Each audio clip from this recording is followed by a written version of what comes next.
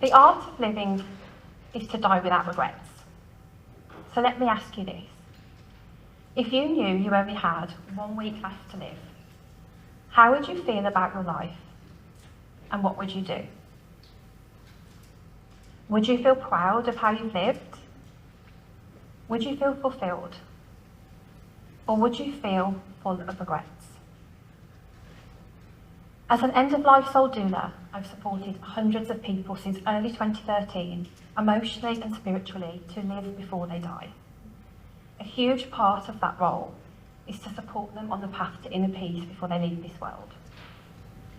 We all strive for inner peace in this life, but very few of us actually understand what that means.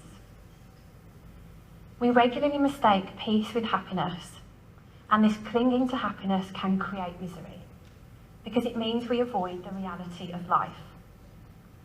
And that includes pain, death, and grief. And these aren't happy moments, yet they can be peaceful. The dying have been my biggest teachers in this world, and I'm so grateful for each and every one of them that chose me to support them on their journey. And you're probably wondering, how the heck does someone become an end-of-life soul doula, and why? Well, for me, it began with a death of my own. A death of a life that I once knew. I used to be a high-fly marketeer, active in competitive sports, and a social butterfly. In 2011, I had spinal surgery, and with neurological complications meant I lost my career, my sporting lifestyle, my social circles, some friendships, dreams and plans that I had made for myself, and if I'm honest, I thought I'd lost myself too. This experience catapulted me onto a healing and growth journey, and that's for another talk all by itself. However, I mention it here because it's a really important part of how I was prepared emotionally for the resilience required to support the dying on the path to inner peace. Also during this time, my nan, who was my hero, the ultimate embodiment of love to me and my safe space, was dying. Except we didn't know.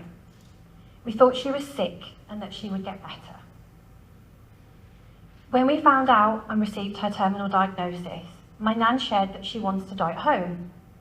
So all of us rallied around to make sure that happened. That's all her family, who she was very loved, and the hospital teams. Except it didn't quite go to plan. It didn't go to plan because none of us were ready to accept her death. We never spoke about it. We didn't really open up a space for her to speak about it. We all thought we would have time with her, and we didn't. So even though we knew she was dying, it was still such a shock when a few weeks later she died after coming out of hospital. On a side note, we cannot remove grief from the human experience. I'm not going to stand here and tell you that we should welcome death and be happy about death. For ourselves, for our loved ones, or even strangers, that's not what I'm here to share. Grief is a powerful reminder that love has been present in a relationship. Grief teaches us to grow around pain, and it teaches us to find peace in pain. So going back to my nan's journey, I witnessed my nan in what was called total pain. Total pain is when physical pain can no longer be supported by medicine. And there are signs that someone has entered in emotional and or spiritual pain. Signs that their inner world is no longer peaceful, and they have invisible wounds that have come up to the surface to be supported with. Healthcare systems, healthcare staff aren't trained in this area, and they do not have the extra time to take on this extra workload. They already go above and beyond in a clinical setting. I then witnessed my nan's spiritual pain. Spiritual pain arrives when someone's individual belief systems aren't met and personalised, something that I am very personally passionate about. And all of my end-of-life soul doulas in training have to take a vow and an oath of spiritual equality, which means they honour and love their own belief system, yet they remove it when working with someone who is dying to focus on the person's personal belief system. So when my nan was going through a distressing part of her journey, I didn't know what she was experiencing, but I do now.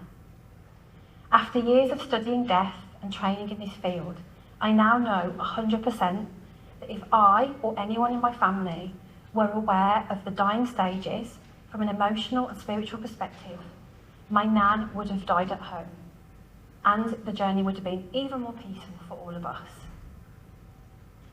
My nan did end up dying very peacefully in the end, in our local hospice, with all 14 of us around her bedside. And in gratitude to the excellent care and love we received, I decided to volunteer some time at the hospice to say thank you from all of us. I honestly thought I'd be there a few weeks, few months max, but the universe had other ideas, and almost 11 years on, I'm still here I am. My nan's journey showed me what pain in death looks like, and it showed me what peace in death looks like. True duality in action. Despite having exceptional care and love around her, there were still gaps on her journey.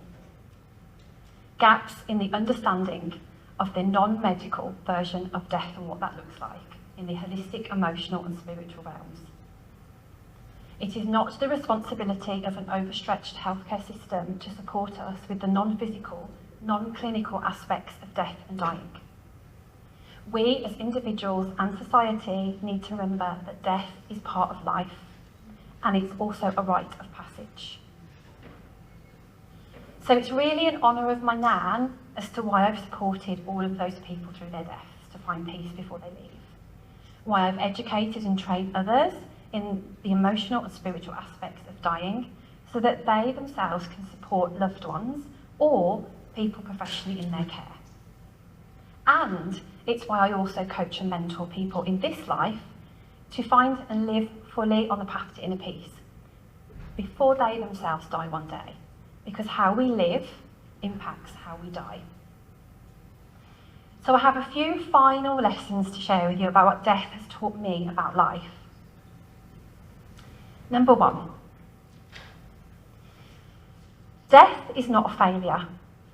It's part of life, and it will happen to each and every single one of us. I hope not for a long time, of course. Number 2, when death shows up in your world, the key to peace is to acknowledge that there can be happy moments without clinging to them, and to observe and hold the sadness without trying to push it away. It's about seeing both of these experiences as equal. Number 3, we die every single day. And every single day we're reborn, and we have a choice on how we want to show up in the world, regardless of what's happening around us. Number 4, the key to living peacefully is about positivity, facing and observing challenging reality, and taking action and accountability. For example, one of my own teachers shared this story with me recently. A mother has 3 daughters, and she sends one of her daughters off to the shops with £10 to buy some olive oil. On the way home, the daughter trips and falls over and spills half the oil. Her daughter arrives home crying and crying, but really upset that she'd spilt and lost half the oil. The following week, second daughter was sent out for the same journey. £10 olive oil, trips and falls over on the way home. This time she arrives home, smiling, so proud that she'd managed to save half of the oil. And this is a good example of glass half full mindset. However, the third daughter is sent out the following week. You guessed it, exactly the same trip. She gets home, again happy that she'd managed to save half of the oil, but that she'd also acknowledged that she'd lost half of the oil, and that she was then going to work hard to save the £5 to replace the oil that she'd lost. And that is living peacefully. It's taking accountability, positivity, and also observing the reality of life. And it's this mindset that will ensure that you leave this world without regrets. Because life happens, accidents happen, mistakes happen, clumsiness happens. It's how you deal with it that matters. Number 5, living like you have all the time in the world can create regrets on deathbed.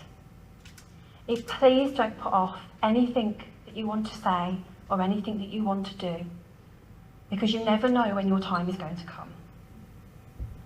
And number 6, I've not had a single conversation with someone on the deathbed who has told me how big their house was, how much their car cost, and how much their shoes cost. All of the conversations that I had were all centred around who they loved, who loved them, and experiences that shaped their life. There is absolutely nothing wrong with wanting lovely material things in this life. However, placing your whole worth and value as a human being on what you have or what you don't have is a pointless waste of life. So I will leave you with a final reminder and question. The art of living is to die without regrets. If you knew you only had 1 week left to live,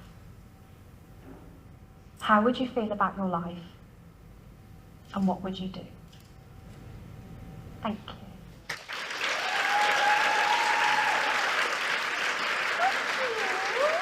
Thank you.